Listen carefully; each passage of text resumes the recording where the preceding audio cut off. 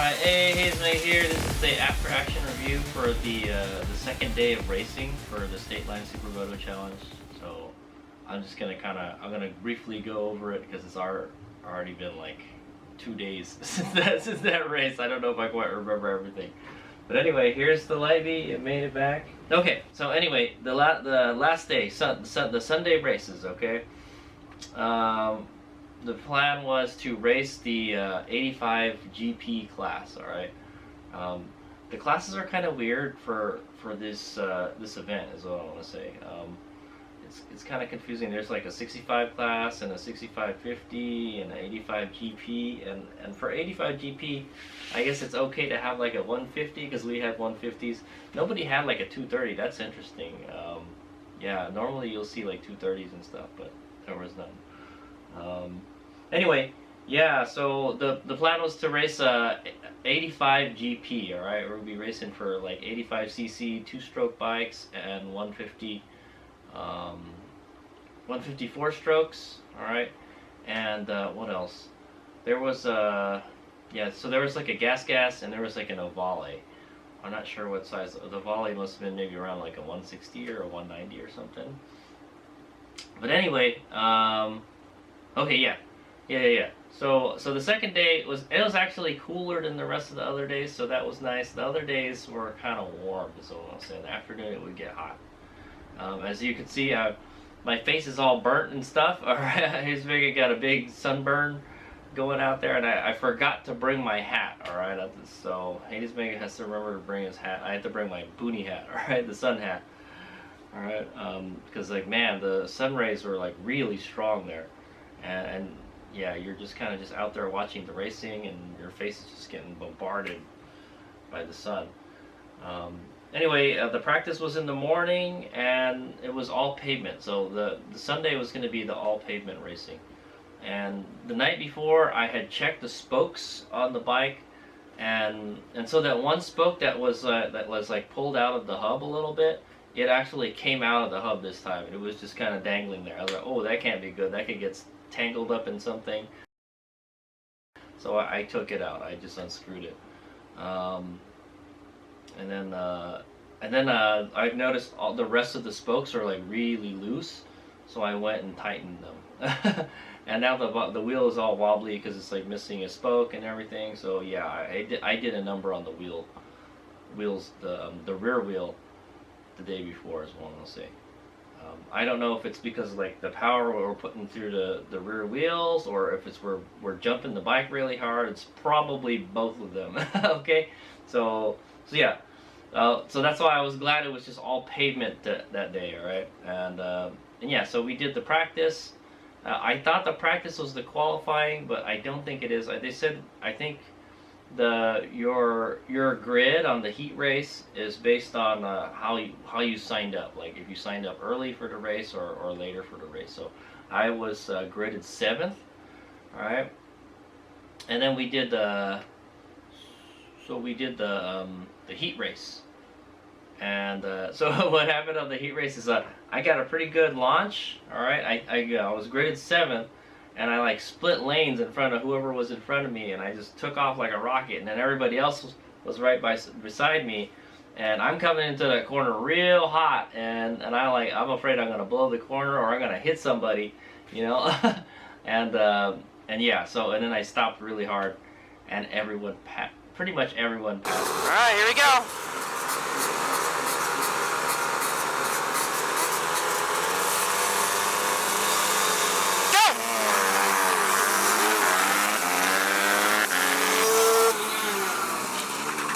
Oh my God.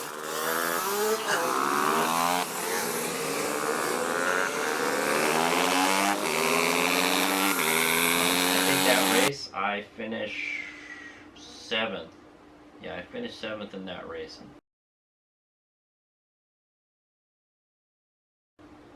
And it's kind of like a familiar theme. The Light B can keep up with the other bikes in the straights, but it can't keep up with them in the corner. We have to do something about the cornering on the Light B. All right, so yeah, this goes into the AAR portion where we need to find things that we can improve so we can do better next time.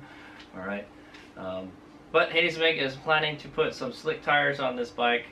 I just have to finish building the wheels. Okay. Anyway, so that was the heat race. We finished like 7th. We didn't. I pretty much almost dead last. All right, every time dead last. So Hades Omega was not very competitive in this race. That's what I want to say.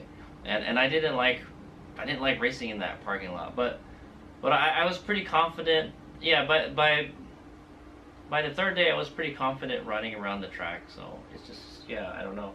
Hades Omega is just not fast, right? Maybe it's me too, you know. I'm used to racing on racetracks and not like parking lots. Okay, so and the parking lot is all slippery and stuff, and yeah. But I was able to get the bike to lean fairly well, and then there was the main race. All right, the main race, I managed to I lapped somebody. All right, I managed to lap somebody.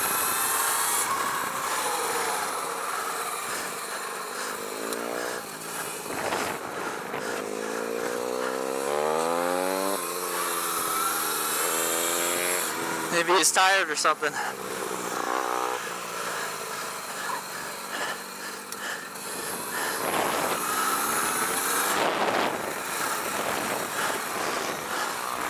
But I was still at the back, all right? So you can imagine how slow the other person was. And yeah, pretty much everybody, we took off again, and I think I was in the middle. Yeah, I was like in the middle of the pack somewhere. And then I got passed by CR85.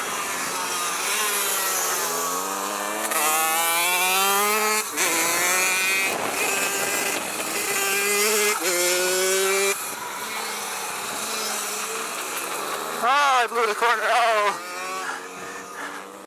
And then I got passed by a 150R. 150R pass.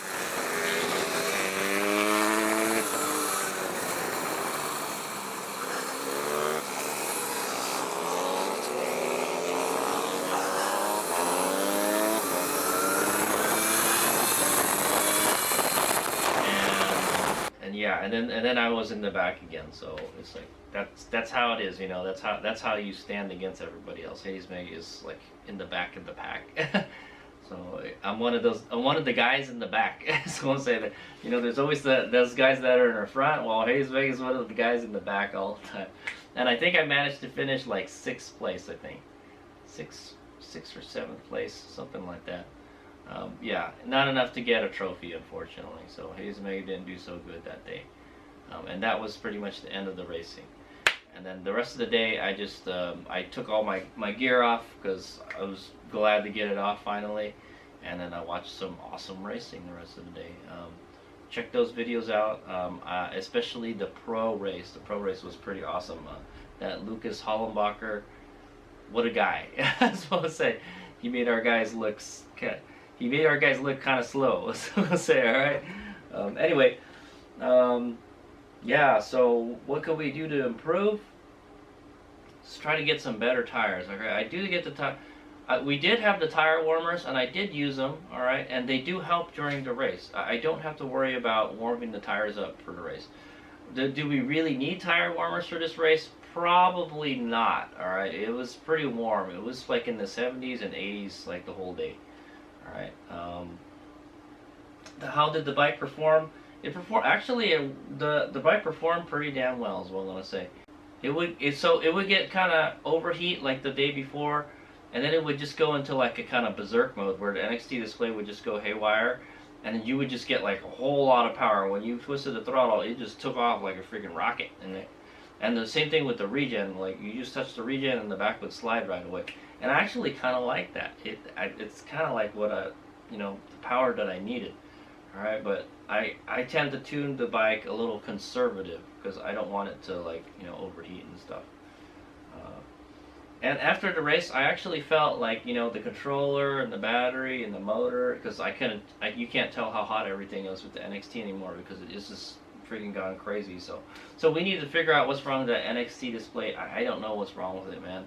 I'm almost at the point where I just want to chuck all this ERT stuff and get something else. Okay, maybe get a BAC 8000. All right, but I have to have that regen throttle. All right.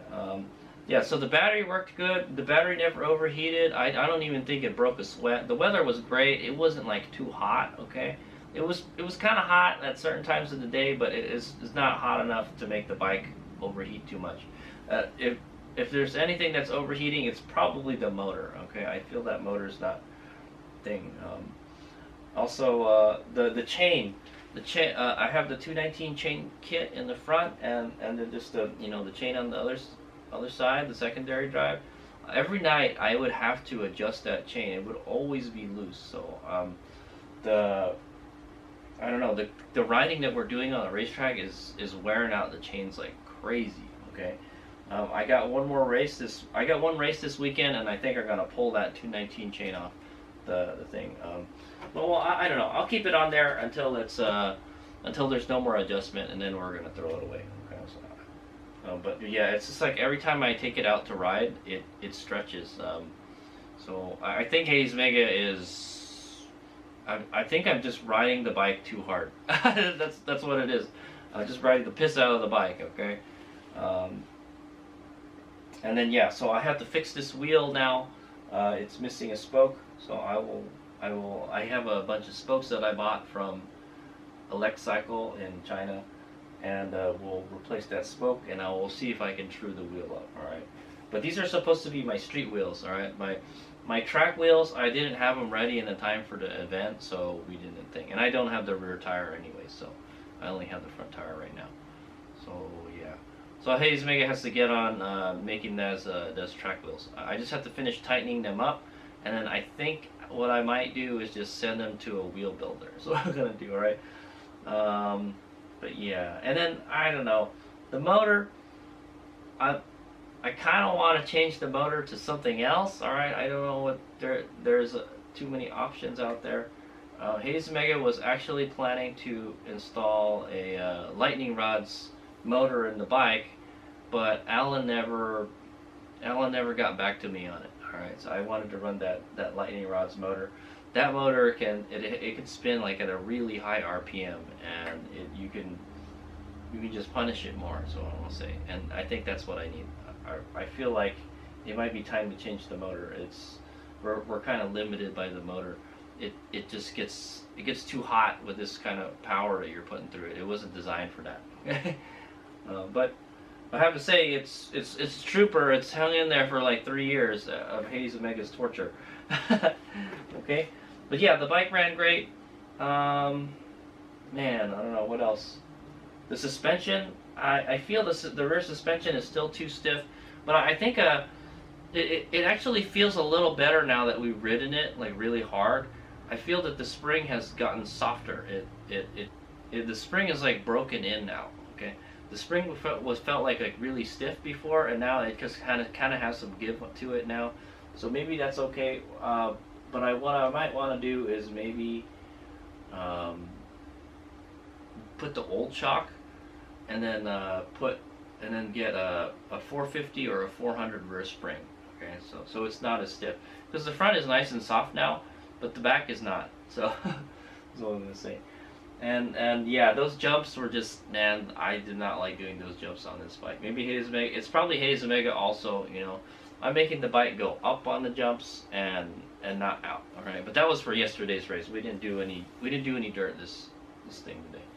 Hayes Mega was actually thinking that maybe he should race in the beginner class, but I didn't want to put any more money down to go racing. So what was it? It would be like another $45. Yeah, I probably should have done it. I probably could have got a trophy, because you get a trophy from 1st to 5th place. That's what I want to say. But I would have to race in the dirt again, and I have to beat the wheel up again. So I don't know how much longer that wheel would have lasted with all that punishment. Say the front wheel is fine. The front wheel doesn't get all hammered and stuff. So that leads me to believe, yeah, the suspension is too stiff. If we could soften up the suspension, maybe the wheels won't take such of a beating anymore. That's what I would say. So yeah, I still think the rear is too stiff, because I went dirt biking with the bike. That's why it's got the knobbies on it right now.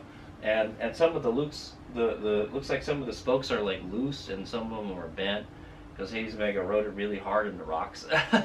And I think I think just the spring is way too stiff, and it's just beating the crap out of the bike. So yeah, I think that's what I'm gonna do. I'm gonna pull that shock off for now, and then we're just gonna put the fast ace shock back on. Right, I'm just gonna put the old shock back on until I can get some new springs for that. The rock shock springs are really hard to find.